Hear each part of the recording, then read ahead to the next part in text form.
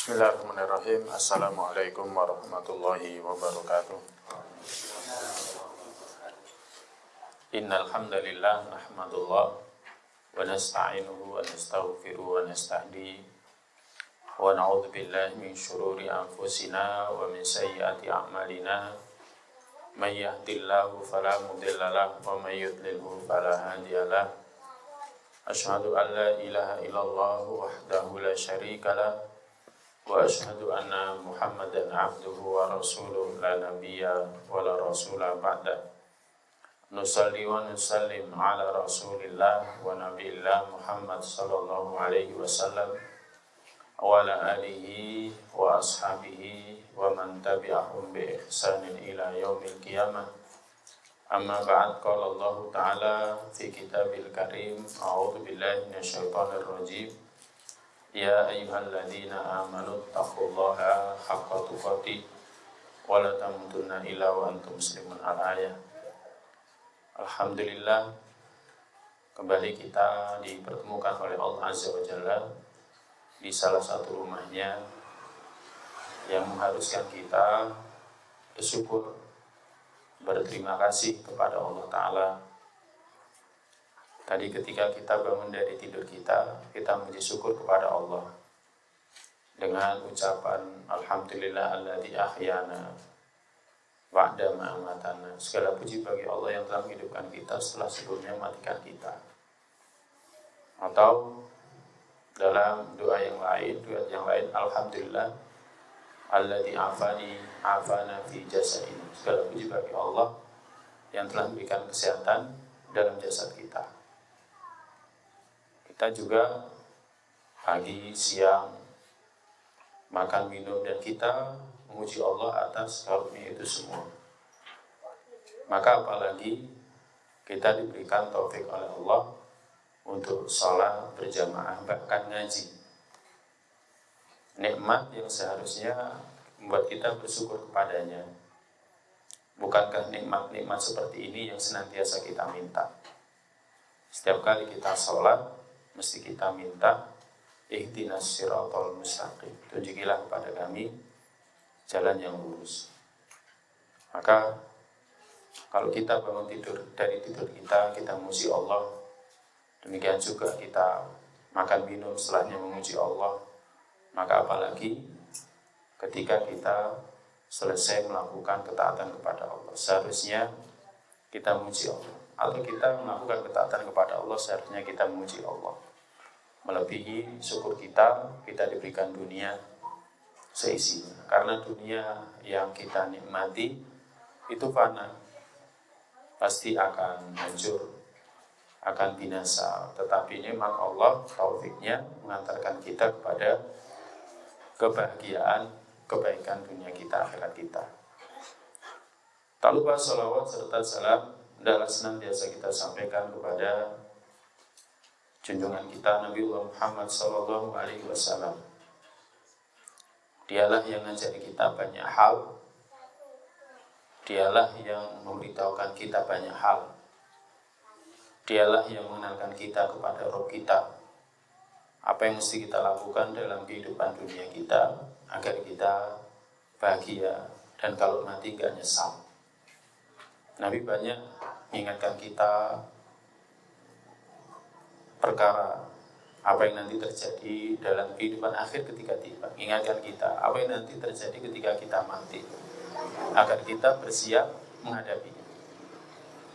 Maka kalau kepada orang tua kita, guru kita banyak terima kasih kepada mereka karena ngajari kita kehidupan.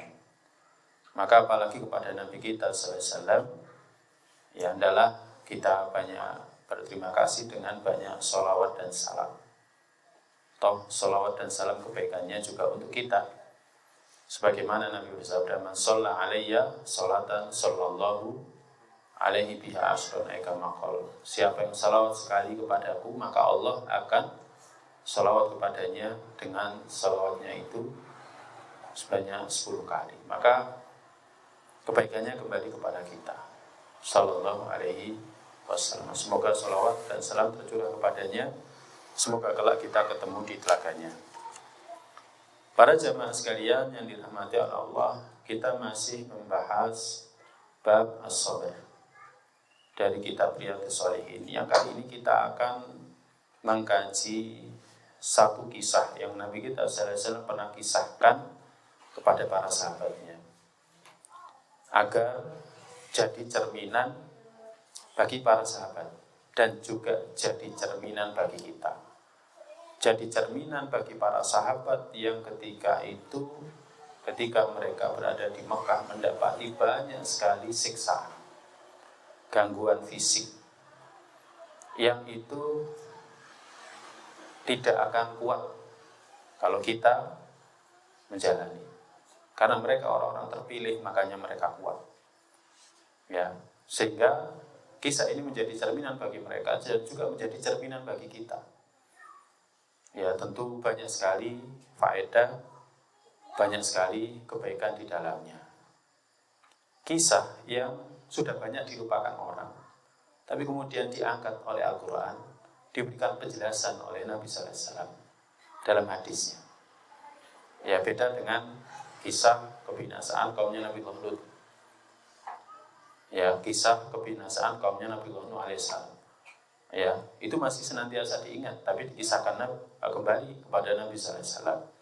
Ya, kisah bagaimana Allah binasakan Fir'aun dan bala tentaranya. Orang-orang Bani Israel mengetahui kisah itu dan oleh Nabi sallallahu alaihi wasallam juga dikisahkan karena Allah Ta'ala firmankan kepadanya.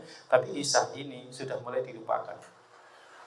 Ya, sudah mulai dilupakan. Kisah yang terjadi antara masanya Nabi Isa alaihissalam dengan Nabi kita Muhammad sallallahu alaihi wasallam. Ya, ada khilaf dari para ulama apakah di Najran, ya kan? Ada yang mengatakan di Syam, ada yang mengatakan di Yaman. Allah alam bisa tempatnya di mana. Tetapi yang jelas kisahnya ya banyak sekali faedah di dalamnya. Ada yang mengatakan yang terbunuh ketika itu dari kalangan orang-orang beriman mencapai 200-an, ada yang menyebutkan 20 ribuan. Orang-orang yang dilemparkan ke dalam parit hanya gara-gara memegang teguh ucapan amantu bi rabbi hadzal ghulam. Aku beriman kepada Rabbnya pemuda ini. Hanya itu. Enggak ada ibadah ketika itu, enggak ada ibadah, enggak ada sholat seperti kita sholat, enggak ada zikir wirid, enggak ada sholat sunnah, enggak ada pengajian. Tapi mereka mempertahankan ucapan amantu bi rabbi hadzal ghulam. Ya, jadi mempertahankan ucapan itu. Ya, seperti halnya Bilal yang mempertahankan ucapan ahad. Ya, seperti para sahabat terdahulu mempertahankan ucapan la ilaha illallah Muhammadur Rasulullah. Ya, maka kalau kita tahu kisah ini, ya kan, kita juga akan tahu betapa agungnya ya keimanan yang teguh, yang kuat. Ya, sehingga ini jadi cerminan bagi kita semuanya. Kisah ini diriwayatkan oleh Suhaib bin Sinan Ar-Rumi, digelari Al-Rumi karena pernah tinggal di Romawi untuk waktu yang lama. Al-Badri termasuk sahabat yang pernah mengikuti perang Badar. Dia meriwayatkan bahwa Rasulullah sallallahu alaihi wasallam pernah bersabda, "Kana malikun fi man qablakum." Dulu ada seorang raja fi man qablakum, dari kalangan orang-orang sebelum kalian. Wa kana lahu sahir, dia punya seorang penyihir. Jadi dia punya seorang penyihir yang membantu dia. Falamma kabira, maka tatkala penyihir ini sudah lanjut usianya, qala lil malik, dia berkata kepada sang raja, inni qad kabirtu. Dia mengatakan, aku sudah lanjut usia. Fab'ath ilayya ghulaman u'allimuhu as-sihra. Utus kepadaku seorang pemuda yang aku akan mengajarinya sihir. Ya, utus kepadaku seorang pemuda yang akan aku mengajarinya sihir. Jadi dia ingin punya murid yang akan mewarisi ilmunya, menggantikan tugasnya sebagai tukang sihirnya raja. Akhirnya fab'atha ilaihi ghulaman. Akhirnya raja ini pun mengutus kepadanya seorang pemuda yu'allimuhu, agar tukang sihir ini ngajarinya. Wa kana fi tariqihi idza salaka rahibun, dan dalam perjalanannya menuju gurunya ini tukang sihir, idza salaka, jika dia berjalan ke tukang sihir, dia akan melewati seorang rahib. Rahib itu adalah nama untuk orang ahli ibadah dari kalangan Bani Israel, ya, khususnya Nasrani. Jadi khususnya Nasrani, orang yang ahli ibadah dari kalangan Nasrani. Faqa'ada ilaihi, akhirnya dia duduk di hadapan rahib ini. Wasami'a kalamahu, dan dia mendengarkan wejangan-wejangan, ucapan-ucapan dari rahib ini. Fa'ajabahu, dan dia kagum. Jadi dia kagum kepada rahib ini. Wa kana idza atas-sahira marra birahib, dan kana idza, kebiasaan dia jika mendatangi tukang sihir gurunya, marra birahib, dia akan melewati rahib itu, ya, pendeta itu. Wa qa'ada ilaihi, dan dia mesti duduk di hadapan pendeta itu untuk belajar. Jadi dia satu sisi belajar dari pendeta, ya, dari rahib, sisi yang lain dia belajar dari tukang sihir itu. Fa idza atas-sahira darabahu, maka jika dia mendatangi tukang sihir, dia dipukuli, ya, karena terlambat. Dia dipukuli karena terlambat, ya, dihukum. Fasyakadzalika ila rahib, maka dia adukan hal itu kepada rahib, ya, kepada rahib pendeta itu, ahli ibadah itu. Faqala, maka kemudian rahib itu berkata, idza khasyitas sahir, kalau kamu khawatir kepada tukang sihir itu, fakul, katakan, habasani ahli, katakan aku ditahan sama keluargaku. Wa idza khasyita ahlaka, dan jika kamu khawatir kepada keluargamu, fakul habasani sahir, maka katakan bahwa tukang sihir itu menahanku. Jadi disuruh tauriah, ya, disuruh tauriah, berkilah, ya, disuruh tauriah, disuruh berkilah. Fabainama huwa ala dzalik, maka tatkala dia keadaannya terus seperti itu, id ata ala dabbatin azimatin, tiba-tiba dia melewati satu binatang yang besar, ya, satu binatang yang besar.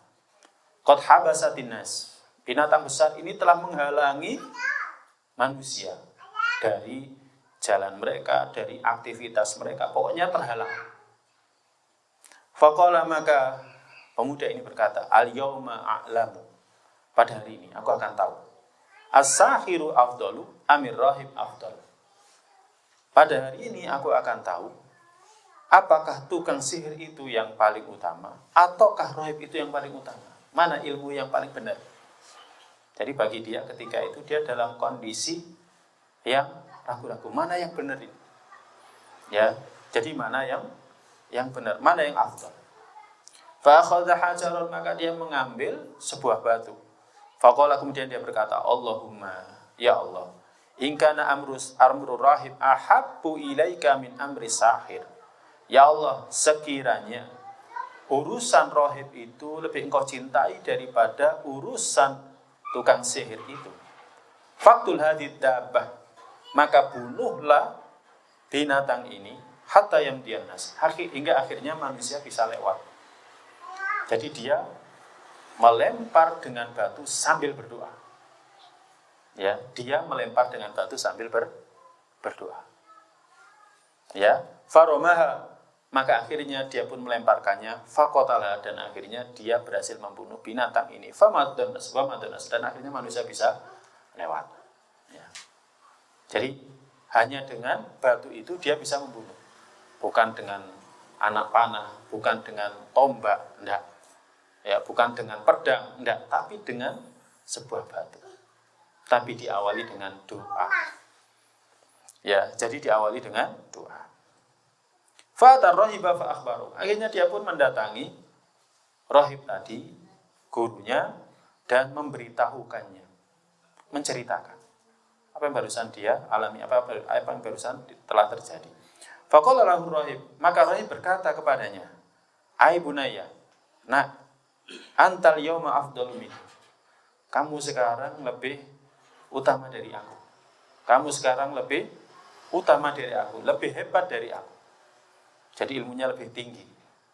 Ya, istilah orang-orang, ilmunya lebih tinggi. Maka kemudian dia berkata, qad balagha min amrika ma'ar. Ya, urusanmu itu telah sampai pada tingkatan yang engkau lihat. Ya. Wa innaka satubtala. Dan sesungguhnya engkau akan mendapatkan bala. Engkau akan mendapatkan ujian. Orang itu kalau sudah sampai level yang tinggi pasti akan diuji. Karena ini adalah satu sunatullah. Ya, kalian nanti engkau akan diuji. Fa ini tulita fala tadul alayya. Maka jika engkau mendapatkan bala itu, ya, jika engkau mendapatkan bala itu, maka jangan engkau tunjukkan aku. Jangan sebut-sebut aku. Kalau kamu kena bala, jangan sebut-sebut aku. Jangan kau tunjukkan aku.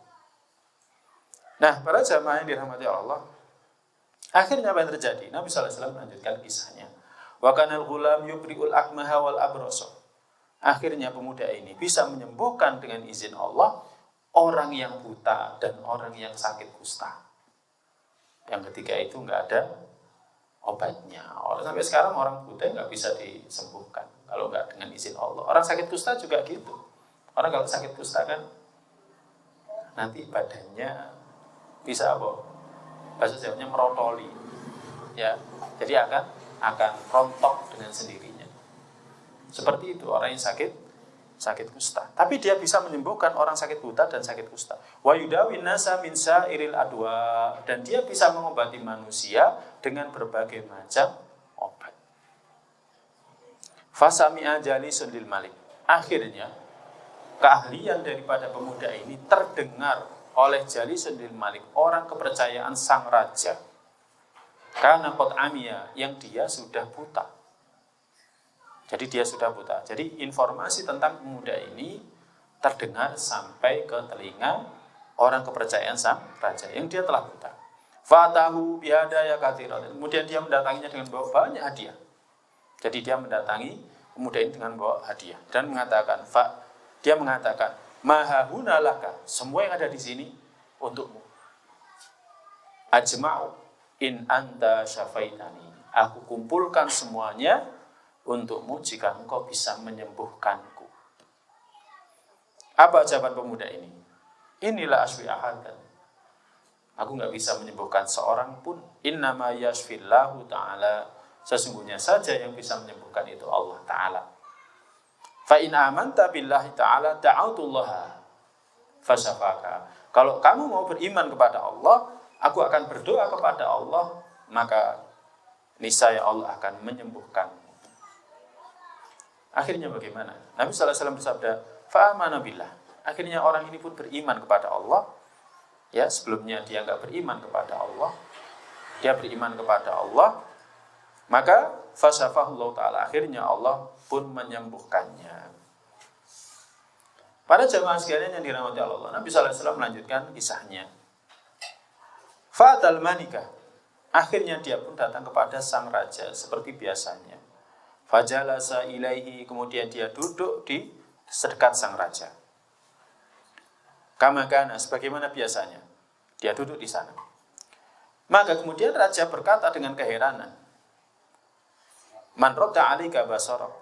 Siapa yang mengembalikan penglihatanmu? Kamu kok sekarang bisa melihat? Dulu kamu enggak bisa melihat, sekarang kok bisa melihat? Faqala, maka kemudian orang kepercayaan sang raja mengatakan, Robbi, Robku. Maka sang raja berkata, Walaka Rabbun ghairi. Kamu punya Rabb selain daripada aku. Kamu punya Tuhan selain daripada aku.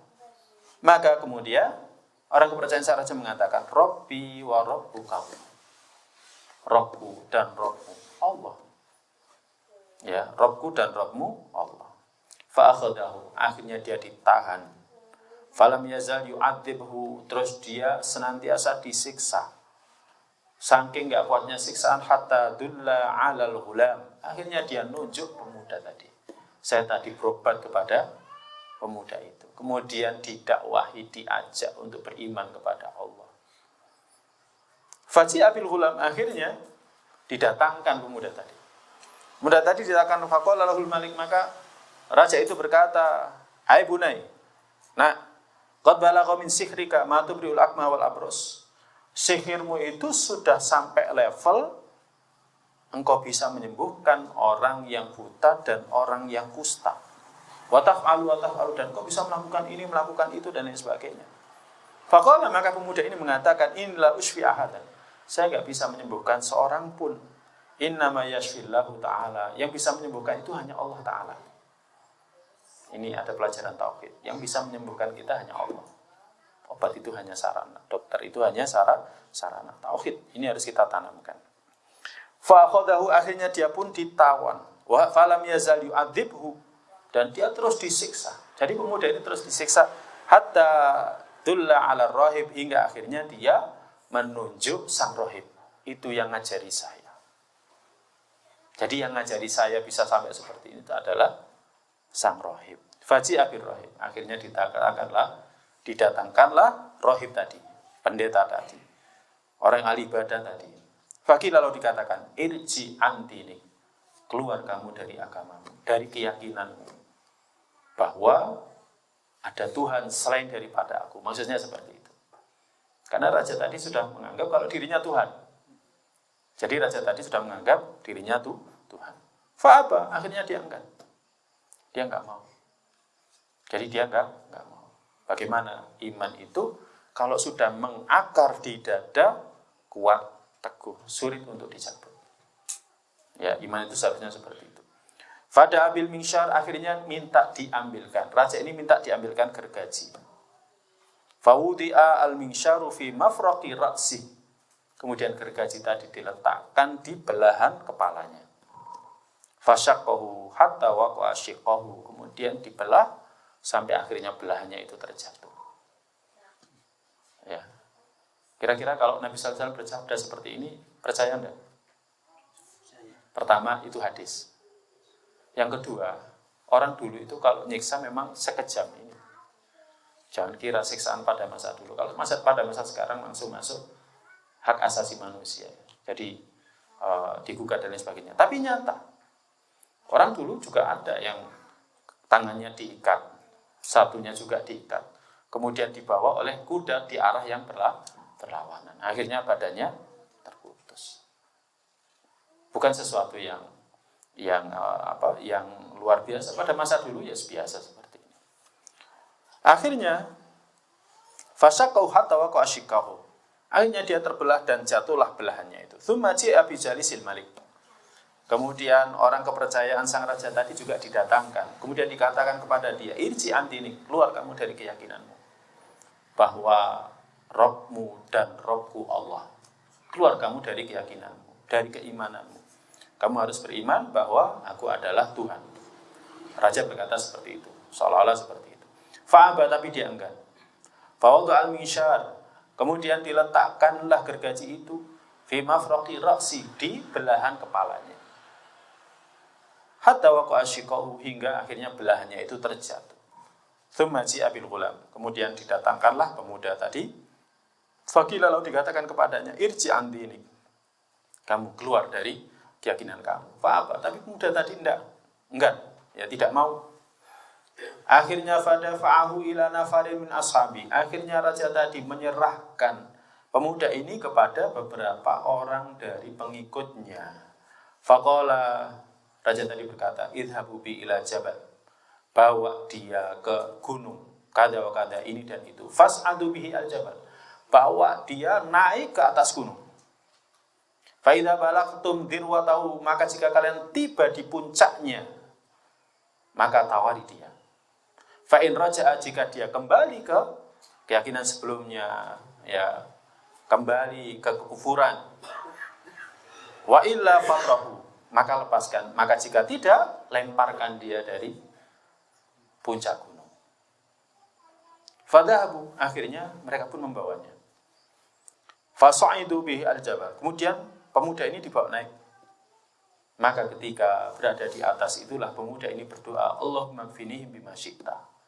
Ya Allah, cukupi aku dari mereka sesuai dengan kehendak-Mu. Lindungi aku dari mereka sesuai dengan kehendak-Mu. doa yang juga pernah diucapkan oleh Nabi sallallahu alaihi wasallam ketika berhasil dikejar oleh Suraqah bin Malik. Ketika Nabi sallallahu alaihi wasallam sudah keluar dari gua Hira, ya, dari gua Thur, kemudian keluar bersama Abu Bakar, nggak ada yang bisa mengejar Nabi, tidak ada yang tahu Nabi, tapi seorang Suraqah berhasil mengejar Nabi.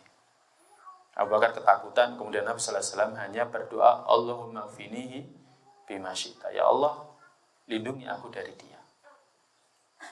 Nah, akhirnya farajafa bihimul jabal. Akhirnya gunung itu gempa. Jadi gunung itu gempa, fasaqatu, mereka semuanya terjatuh, mati. Jadi mereka semuanya terjatuh, mati. Nabi sallallahu alaihi wasallam ketika dikejar oleh Suraqah bin Malik itu, ya kan, Nabi berdoa dengan doa seperti itu, tiba-tiba kaki kudanya terjerembab, akhirnya Suraqah terjatuh. Maka ini doa para jamaah. Baik kalau misalkan kita dalam kondisi takut, khawatir, misalkan ada pencuri, ada begal gitu kan, sudah dekat kita, doa ini. Allahumma kfini bima syi'ta, ya Allah lindungi aku darinya sesuai dengan kehendak. Nah, para jamaah sekalian yang dirahmati oleh Allah SWT, akhirnya wajah ayam si ilal malik. Pemuda ini turun, kemudian datang kembali ke raja. Bukan malah melarikan diri. Kira-kira kalau kita seperti itu, lari apa? Kembali ke raja, mesti lari ya. Nah, kalau misalkan balik ke raja nanti malah ditangkap, malah ditawar, benar kan melarikan diri. Tapi tidak, pemuda ini kembali ke raja. Ya. Nah, kemudian raja itu berkata, "Ma fa'ila bi ashabik?" Apa yang terjadi dengan orang yang bawamu tadi? Dia mengatakan, "Kafanihimullahu ta'ala." Allah melindungiku dari mereka. Allah melindungiku dari mereka. Akhirnya fadafa'ahu ila nafarin min ashabi. Akhirnya Nabi sallallahu alaihi wasallam pun menyerahkan pemuda ini kepada ya orang-orangnya yang lain, orang-orang raja yang lain. Ya, pasukan raja yang lain. Faqala raja ya berkata, "Idhabu bihi," bawa dia. Fahmiluhu fi kurkurin. Bawa dia ke dalam kapal. Ya. Perahu, wa tawassatu bihil bahr. Kemudian menuju tengahlah kalian. Ya, menuju tengah lautan. Bawa dia ke tengah lautan. Fa in raja'a, maka jika dia kembali dari keyakinan dia, lepaskan. Wa illa faqtihu, kalau tidak tenggelamkan.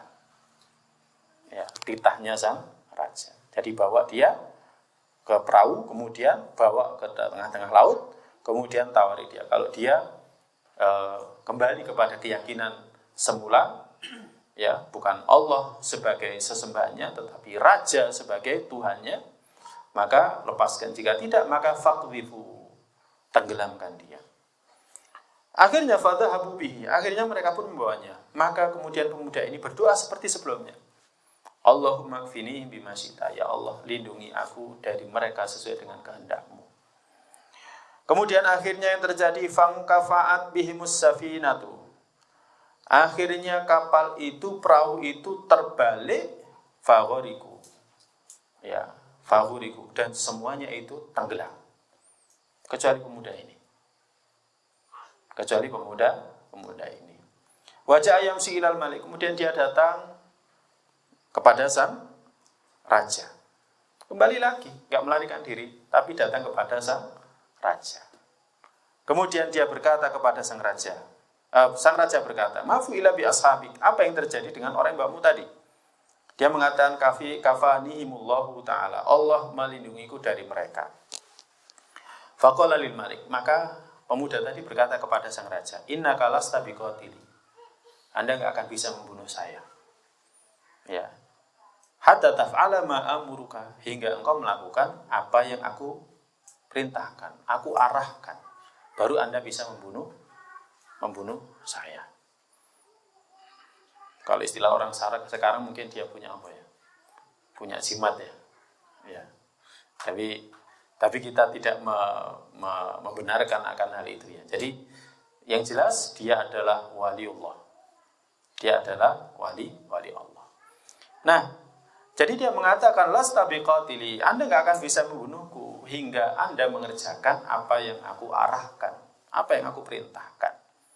Maka sang raja berkata, "Ma huwa?" Apa itu? Maka kemudian pemuda ini mengatakan, "Tajma'un nasa fi sa'idin wahid." Kumpulkan orang di tanah yang lapang. Kumpulkan orang manusia di tanah yang lapang. Wa taslubuni ala jid'in. Kemudian Anda ikat aku di atas pohon. Ya. Tsumma khudh sahman min kinanati. Kemudian ambil anak panah dari tempat yang aku bawa. Tsumma tu'as sahma fi kabidil qaus. Kemudian letakkan anak panah itu di busur.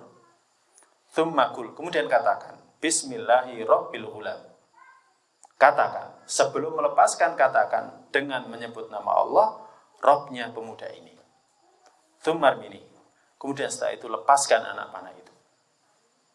Arahannya pemuda tadi. Ya.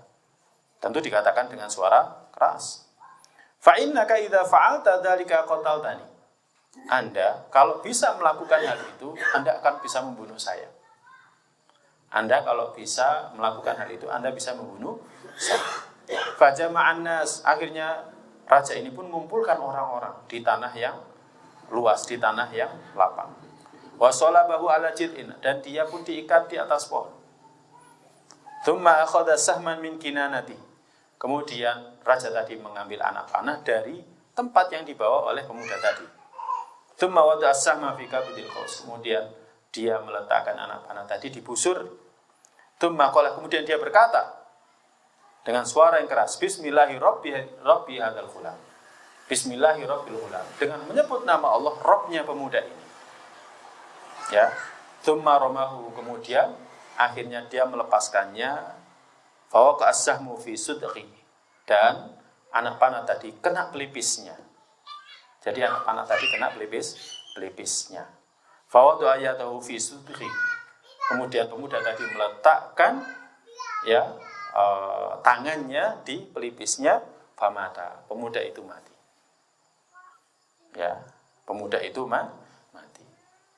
Umar bin Khattab dalam kitab Tadhkirah disebutkan, itu pernah mendapati ya jasadnya pemuda ini, sebagaimana diceritakan Nabi, kondisinya sama dan masih utuh jasadnya. Ya, yang menunjukkan bahwa Allah mengharamkan bumi atau tanah memakan jasad walinya. Itu kondisinya sama seperti ini. Jadi memegang pelipisnya, dalam keadaan memegang pelipisnya. Disebutkan dalam kitab Tadhkirah. Faqala nas, maka orang-orang yang datang di tanah yang luas tadi, yang menyaksikan hal itu, menyaksikan bagaimana pemuda ini dieksekusi dengan tata cara yang diarahkan oleh pemuda ini, kemudian mendengarkan ucapan daripada sang raja ini, Bismillahirrabbilghulam, maka semuanya mengatakan, Amanna birabbil ghulam, kami semuanya beriman kepada Rabbnya, Tuhannya pemuda ini. Kemudian Nabi SAW melanjutkan kisahnya. Fa'atal malik.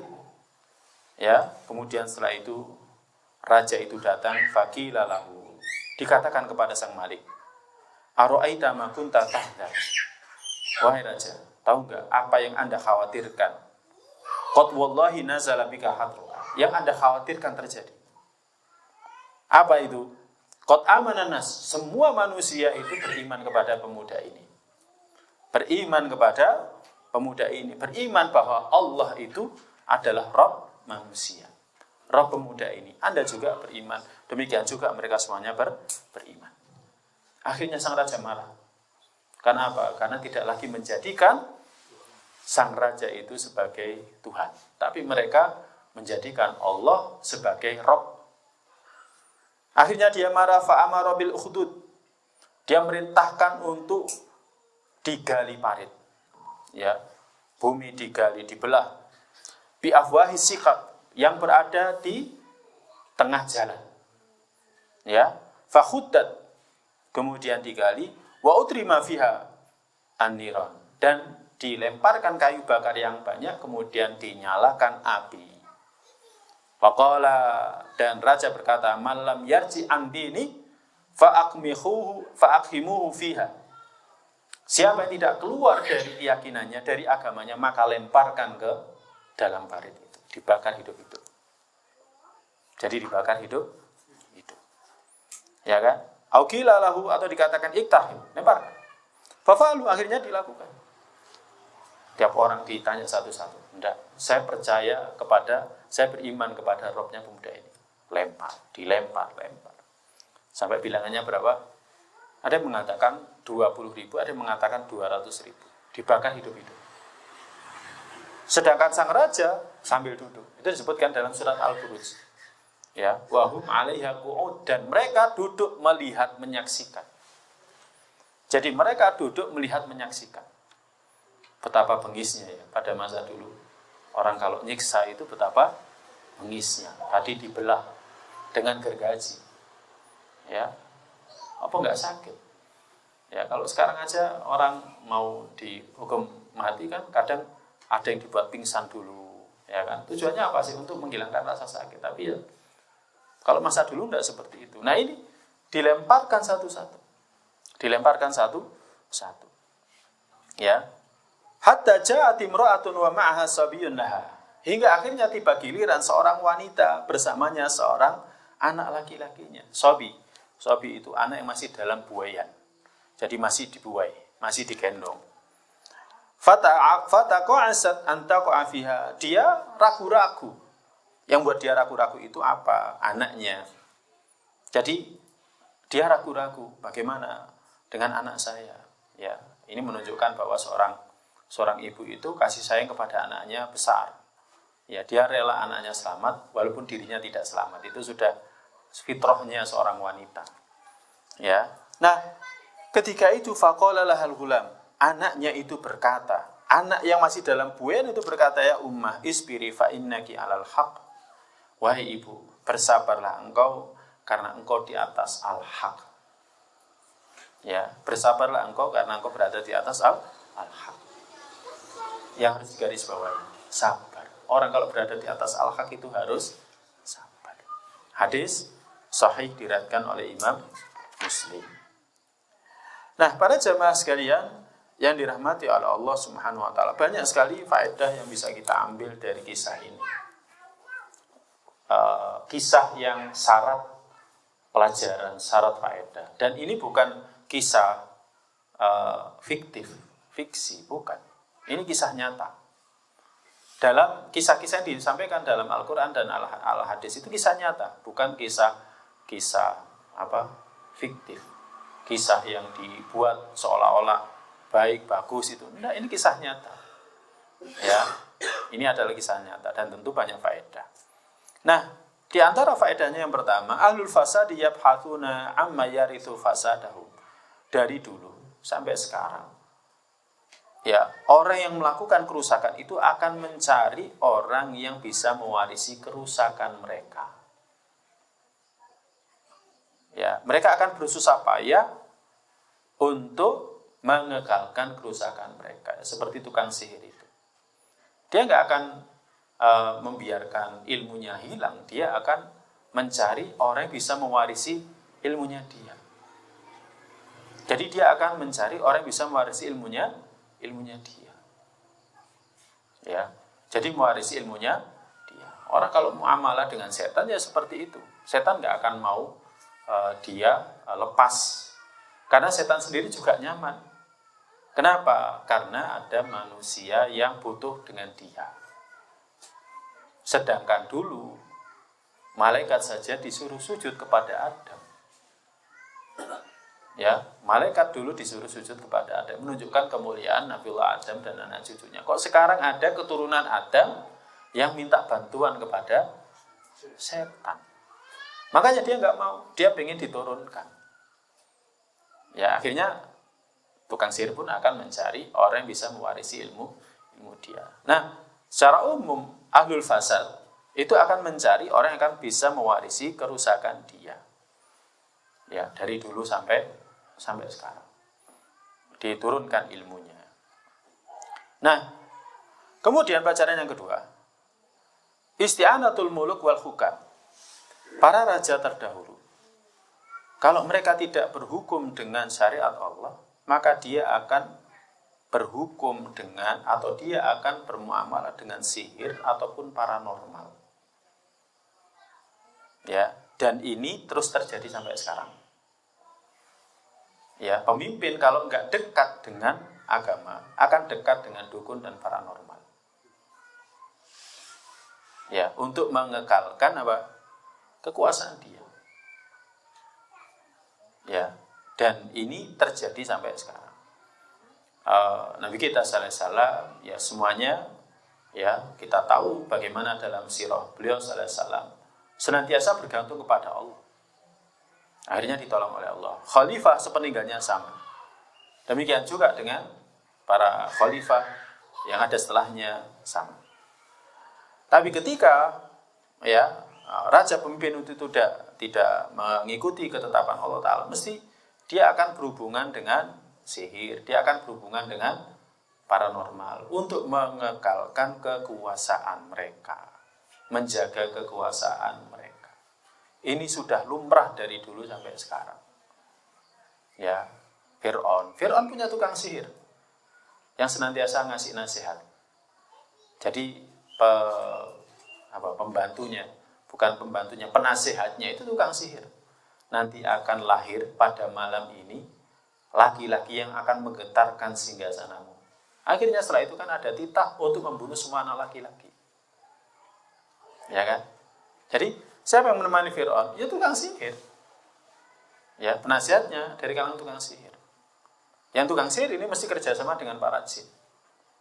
Yang mereka punya makom, punya tempat di langit untuk mencuri pendengaran dari langit. Silakan dibaca dalam surat Al-Jin. Sebelum datangnya Nabi, mereka punya tempat, punya kapling. Di langit itu punya kapling. Di mana mereka mendengarkan informasi dari langit, apa yang akan terjadi di bumi. Itu mereka mencari tahu. Kemudian nanti setelah itu diberitahukan kepada tukang sihir mereka. Tapi ketika Nabi SAW diutus, mereka semuanya dilempari. Ya, dilempari sehingga mereka nggak berani tinggal di langit. Mereka dilempari sehingga mereka menjauh dari itu semuanya. Nah, jadi para jamaah sekalian yang dirahmati Allah, ini yang terjadi. Dan ini juga terjadi hingga saat ini. Ya, kadang orang menghalalkan segala cara untuk bisa berkuasa, untuk bisa menempati satu posisi, menghalalkan segala cara. Ya, maka naudzubillah jangan sampai itu terjadi pada diri kita. Kemudian pelajaran berikutnya, anjuran belajar mulai dari sejak kecil. Al-ghulam. Ghulam ini dalam bahasa Arab itu anak yang usianya tidak lebih dari 10 tahun.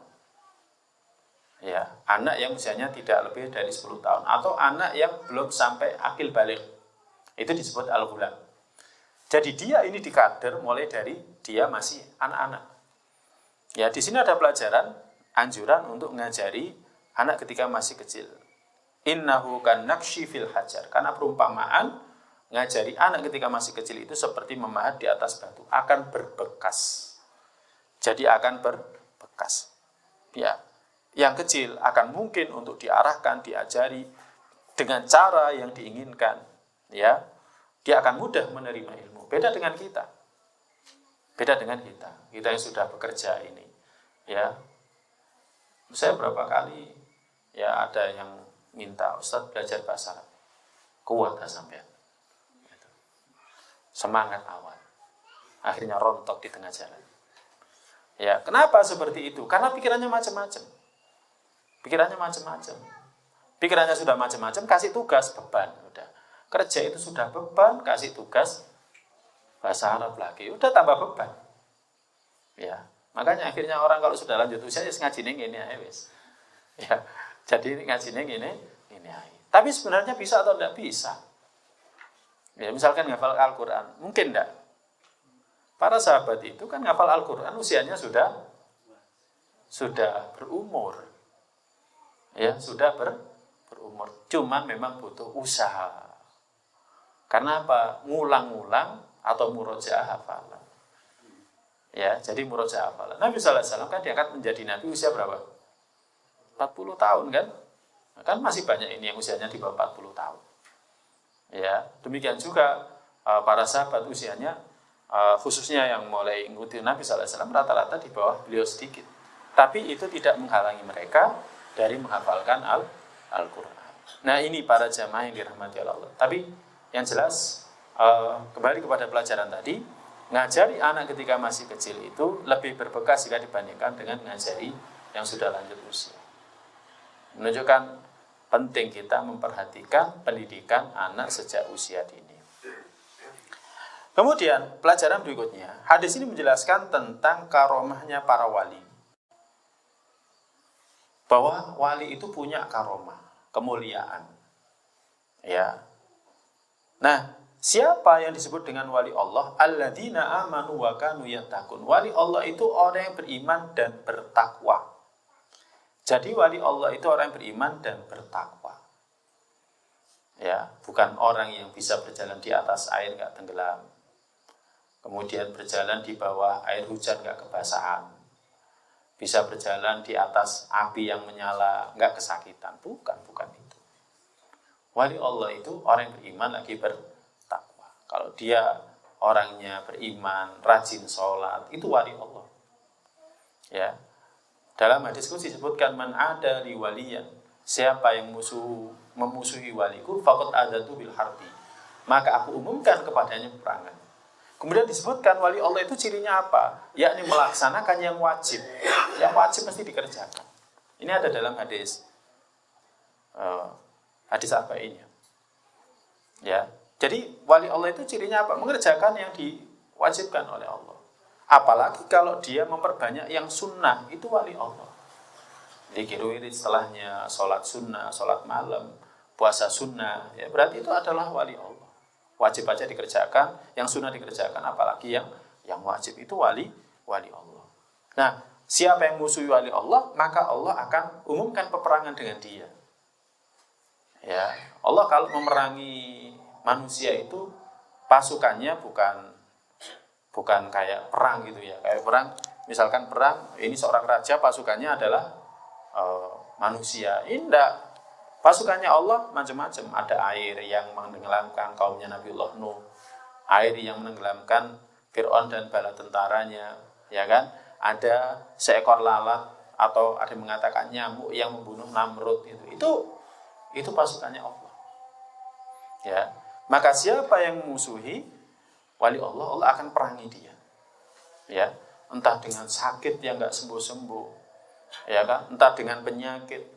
Ya, entah dengan hidup susah, ketakutan dan lain sebagainya, yaitu cara Allah memerangi. Maka ya, ini adalah karomahnya para wali, seperti hanya disebutkan dalam kisah ini bagaimana pemuda ini hanya mengatakan Allahumma kfinihim bima syi'ta, ya Allah lindungi aku dari mereka saya dengan kehendak-Mu. Akhirnya gempa. Berarti pasukan Allah di sini apa? Gempa. Akhirnya mereka semuanya terjatuh, mati. Dia selamat. Kemudian ketika berada di tengah lautan, ya kan, perahunya terbalik, semuanya mati. Dia kembali. Nah ini para jamaah sekalian yang dirahmati oleh Allah Subhanahu wa taala. Jadi ini menetapkan, ya di sini menjelaskan perihal adanya karomah para wali. Kemudian pelajaran berikutnya, qulubul ibad biyadillah, hati-hati para hamba itu di tangan Allah. Hati para hamba di tangan Allah. Allah akan berikan hidayah kepada siapa yang Allah kehendaki. Allah akan menyesatkan siapa yang Allah kehendaki. Coba bagaimana pemuda ini? Pemuda ini awalnya dikader menjadi tukang sihir, tapi kok dia berubah? Ya, jadi dia dikader menjadi tukang sihir, tapi akhirnya dia berubah. Ya, menjadi waliullah. Bagaimana bisa seperti itu? Karena hatinya di tangan Allah. Maka di sini ada pelajaran para jamaah yang dirahmati Allah. Kita nggak boleh putus asa dari dakwahi orang, itu nggak boleh putus asa.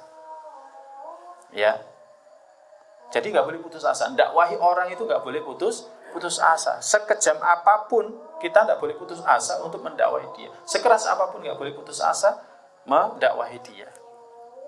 Ya, jadi seperti itu karena hidayah di tangan Allah Taala. Ini para jamaah yang dirahmati oleh Allah Subhanahu wa taala. Karena hidayah di tangan Allah. Makanya selain daripada dakwah, yang nggak kalah penting itu adalah doa. Ini yang menjadi sebab kenapa Umar itu juga masuk Islam. Padahal sampai ada ungkapan itu sebelum Umar masuk Islam. Ada orang mengatakan, Umar tidak akan masuk Islam sebelum keledainya Ibnul Khattab masuk Islam. Kalau keledainya masuk Islam, baru Umar akan masuk Islam. Kenapa? Karena saking kerasnya Umar. Jadi nggak mungkin masuk Islam.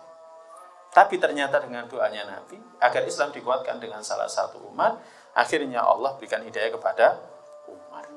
Nah ini, makanya dalam mengajak manusia ke jalan Allah itu nggak boleh putus asa. Kemudian, pelajaran berikutnya, tidak boleh tertipu dengan karomah dan menyandarkannya kepada Allah.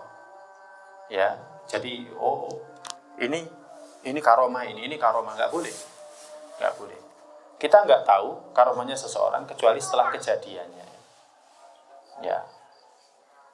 Abu Bakar As-Siddiq radhiyallahu ta'ala disebutkan oleh para ulama, karomahnya itu adalah ketika dia memutuskan untuk mencatat Al-Quran. Mushaf itu kan nggak disatukan dulu. Nabi SAW kan melarang ya. Jadi melarang. Akhirnya di akhir hayat, di masa kepemimpinan Abu Bakar, ketika para qurra, para hufaz itu banyak yang tewas dalam perang Siffin, akhirnya Abu Bakar radhiyallahu ta'ala itu menetapkan Al-Quran harus ditulis dalam satu mushaf. Akhirnya proyek itu dimulai pada masa pemerintahnya Abu Bakar dan selesai pada masa pemerintahnya Umar. Nah, ketetapan Abu Bakar untuk membukukan Al-Quran, kodifikasi Al-Quran menjadi satu mushaf itu dianggap oleh para ulama sebagai karomahnya dia. Sekiranya Al-Quran ketika itu nggak dibukukan, mungkin Al-Quran akan hilang. Ya. Dan sampai sekarang akhirnya Al-Quran terjaga. Al-Quran sampai sekarang terjaga. Jadi seperti itu. Jadi nggak boleh tertipu dengan karomah seseorang ya, dan disandarkan kepada Allah. Oh, orang ini punya karomah, ya kan? Orangnya nggak melakukan apa-apa, nggak pernah sholat, tapi dia punya karomah. Ya, orang-orang pada menciumi tangannya, menciumi kakinya, menciumi badannya, dan lain sebagainya. Tidak boleh tertipu dengan hal seperti itu. Karena karomah itu tidak seperti itu. Pelajaran berikutnya. Boleh. Ya, seorang hamba itu ya menguji ya sendi-sendi ilmu dia ketika dia ragu atau ketika dia rancu dalam urusan dia ragu. Jadi boleh seseorang itu menguji sendi-sendi ilmu dia atau pokok-pokok dari ilmu dia ketika dia ragu atau dia rancu mana yang benar. Seperti pemuda ini ketika dia menguji, aku hari ini tahu yang mulia itu apakah tukang sihir itu ataukah rohib itu. Yang benar itu tukang sihir itu ataukah rohib itu. Jadi dia menguji. Karena selama ini dia ragu-ragu. Mana yang benar ini? Ya, tapi kalau sekarang nggak boleh diuji. Ya, kita tahu ini sihir, nggak boleh diuji. Ya kan? Sudah jelas itu menyimpang. Tapi ketika itu ini sesuatu yang belum pasti. Tapi setelah datangnya Nabi kita sallallahu alaihi wasallam, maka sudah pasti yang namanya sihir itu jelas. Ya kan? Bertentangan dalam agama ini tidak boleh kita mengujinya, sudah jelas kekufurannya. Ya, yang benar adalah apa yang ditinggalkan oleh Nabi kita sallallahu alaihi wasallam, Al-Quran dan As-Sunnah. Kemudian selebihnya dari itu maka tidak benar, kecuali jika dia bersesuaian dengan Al-Quran ataupun As-Sunnah. Sihir jelas diharamkan.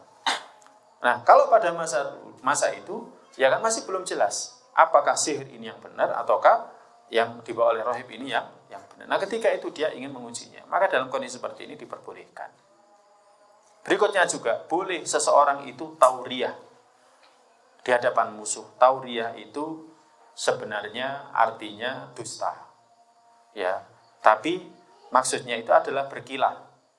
Karena apa? Di sini ada maslahat orang bohong saja kalau dalam peperangan itu boleh. Untuk menyelamatkan jiwa dari kematian, boleh. Jadi yang seperti itu diperbolehkan. ya kan? Ya. Nah, sama seorang istri dusta terhadap suami, suami dusta kepada istrinya, ya. Dengan misalkan istrinya bertanya, ya Pak, aku apa yang paling cantik? Oh ya, kamu yang paling cantik, walaupun sebenarnya di batinnya ada yang lebih cantik gitu kan. Ya, itu untuk menyenangkan, nggak jadi masalah. Ya, nggak jadi masalah. Ya. Nah, seperti juga yang dilakukan oleh Rahib ini, dia berkata, kalau kamu ditanya oleh tukang sihir gurumu, katakan aku ditahan oleh keluarga. Kalau kamu ditanya oleh keluargamu, katakan aku ditahan oleh tukang sihir. Ini namanya tauriyah. Ya, berkilah, tidak jadi masalah. Pelajaran berikutnya, seorang mukmin akan diuji dengan keimanan dia, keteguhan dia. Jadi kita mesti diuji. Ya, jangan khawatir. Ya, kita enggak diuji, mesti kita diuji. Misalkan kita ngaji seperti ini, ujian akan datang. Ya, jadi ujian akan datang. Jangan kira lapang, lancar, ibarat jalan tol. Enggak ada. Jalan tol pun akhirnya ada kemacetan. Ya, seperti hari ini di tol juga macet. Akhirnya di luar jalan tol juga tambah macet. Enggak ada ya orang yang berjalan di atas jalan Allah yang dia enggak diuji. Itu sudah sunatullah. Jadi para nabi, para rasul diuji. Para wali Allah semuanya diuji. Untuk menunjukkan kebenaran iman dia. Ya, jadi menunjukkan kebenaran iman dia. Pemuda ini diuji. Tukang rahib juga diuji. Dia diuji. Makanya dia tetap berpegang teguh pada keyakinan dia sampai akhirnya dia dibunuh. Orang kepercayaan sang raja juga diuji sampai akhirnya dia dibunuh. Pemuda ini juga diuji. Ya kan? Kemudian orang-orang yang dimasukkan ke parit ini juga diuji. Jadi mereka diuji keimanan mereka. Mereka mengatakan amanna bi rabbi hadzal ulam. Kami beriman dengan Rabbnya pemuda ini. Kemudian diuji. Ucapan itu benar enggak? Mereka mengatakan itu. Ketika mereka dilemparkan ke parit dan mereka merelakan tubuh mereka itu dibakar oleh api, berarti mereka lulus ujian. Dan mereka akan lepas dari siksaan. Ya, ini sunatullah. Makanya kita jangan punya pikiran, oh pengajian nyaman gitu kan, enak, terus kayaknya jalannya itu lapang, nggak ada kesulitan, nggak ada kesusahan. Hati-hati, ya hati-hati. Kita ini belum teruji. Makanya sebenarnya ya ketika Nabi SAW menjelaskan hadis ini kepada para sahabat radhiyallahu ta'ala untuk mengingatkan mereka semuanya juga akan diuji. Makanya akhirnya dampak dari ini semuanya dan juga keteladanan pada diri Nabi kita SAW, para sahabat itu orang-orang kuat dalam menghadapi ujian. Dan kita nggak bisa sekuat mereka. Ya, kita nggak bisa sekuat mereka. Tapi yang jelas kita pasti akan diuji. Pelajaran berikutnya, pengorbanan di jalan dakwah. Bagaimana pemuda ini mau berkorban? Ya, dia tidak melarikan diri, tapi dia kembali kepada sang raja, tapi dia punya cara bagaimana mendakwahi orang. Sampai akhirnya yang masuk Islam mengatakan amanna bi rabbil ghulam itu mencapai 200.000, ada yang mengatakan 20.000 lebih. Sekali waktu. Jariahnya pemuda ini banyak. Karena mengislamkan banyak orang. Nah, kadang perlu ada pengorbanan untuk dapat hasil yang lebih besar. Ya, perlu ada pengorbanan untuk mendapatkan hasil yang lebih besar. Ya, ini para jamaah sekalian yang dirahmati Allah Subhanahu wa taala. Allah al-bisawab, sebenarnya masih banyak pelajaran yang disebutkan di sini, tapi paling tidak ketika tadi kita tahu kisahnya para jamaah yang dirahmati Allah Subhanahu wa taala, kita bisa mengambil faedah pelajaran dari tadi yang sudah kita sampaikan. Mungkin nanti sekali waktu kita juga bisa melihat-lihat lagi ya. Oh, kisahnya seperti ini, oh faedahnya seperti ini. Ya. Tadi ada juga yang terakhir ya. Yakni ketika seorang wanita dia ragu-ragu. Ya, dia ragu-ragu, kemudian anaknya itu berkata, "Ya Umma, innaki 'alal haq fasbir." Engkau di atas kebenaran, maka bersabarlah. Tentang masalah ini, Nabi sallallahu alaihi wasallam itu pernah mengisahkan kisahnya Jurayj. Nanti suatu ketika kita akan sampaikan kisahnya Jurayj. Ya, Juret ini ahli ibadah juga. Ahli ibadah juga. Dalam hadis itu Nabi SAW menyebutkan lam yatakalam fil mahdi illa thalatha. Tidak bicara di buayan kecuali 3. Ya. Jadi tidak ada bayi yang bisa bicara ketika masih dalam buayan kecuali 3. Ya, di antaranya adalah bayinya Isa, berikutnya adalah bayi dalam kisahnya Juret, kemudian yang ketiga itu adalah bayi yang digendong oleh wanita ini dalam kisah Ashabul Ukhdud. Nah, ini menunjukkan apa? Terkadang ya pada diri Bani Israel itu ada keajaiban-keajaiban. Jadi pada diri Bani Israel itu ada keajaiban-keajaiban yang keajaiban itu dikisahkan oleh Nabi SAW kepada para sahabatnya, kepada kita semuanya untuk jadi pelajaran. Ya, contoh orang yang terjebak dalam gua. Ya, itu kan keajaiban. Bagaimana hanya dengan tawasul bisa geser. Ya, bisa geser. Kita kira-kira bisa seperti itu enggak? Terkunci gitu kan? Terkunci, enggak ada lagi kuncinya. Kita mau keluar kesulitan, kemudian kita tawasul, kemudian kuncinya buka sendiri. Kira-kira enggak ya? Ya, kira-kira tidak. Kita lebih cenderung ya di ongkel opo ya di opo ya tekakno tukang kunci mari ngono buka nggak kunci mari ngono buka kunci, bisa seperti itu misalkan ya.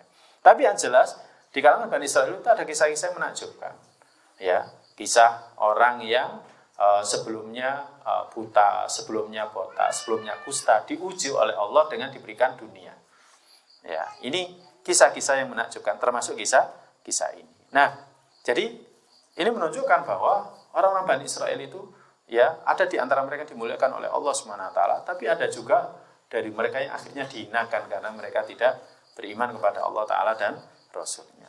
Allah lebih suha. Mungkin ini ada yang mau ditanyakan dari yang sudah kita sampaikan atau masalah yang lain ya, barangkali yang bisa kita diskusikan pada pertemuan kali ini. Monggo silakan.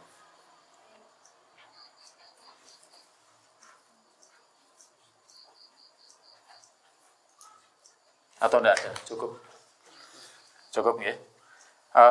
Baik, hanya waktu yang batasi kita untuk mengambil faedah pelajaran dari ini semuanya. Tapi yang jelas para jamaah dari ini kita sebenarnya seharusnya termotivasi ya untuk mencari tahu ya, mengetahui lebih dalam lagi, lebih luas lagi ya tentang hadis-hadis Nabi, kemudian tentang syarahnya.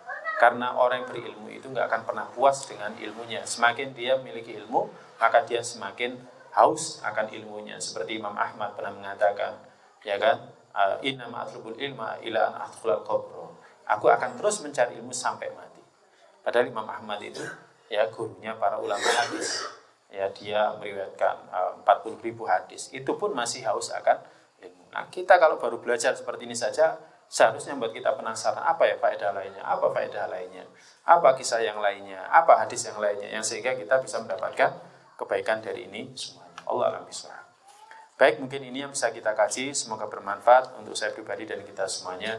Allahumma inna nas'aluka ilman nafi'an wa rizqan thayyiban wa amalan mutaqabbala. Allahumma inna ala dzikrika syukrika wa husni ibadatik. Allahumma qina adzabaka yauma tab'atu ibadaka. Kita akhiri dengan doa penutup majelis. Subhanakallahumma bihamdika asyhadu an la ilaha illa anta astaghfiruka wa atubu ilaik. Assalamualaikum warahmatullahi wabarakatuh.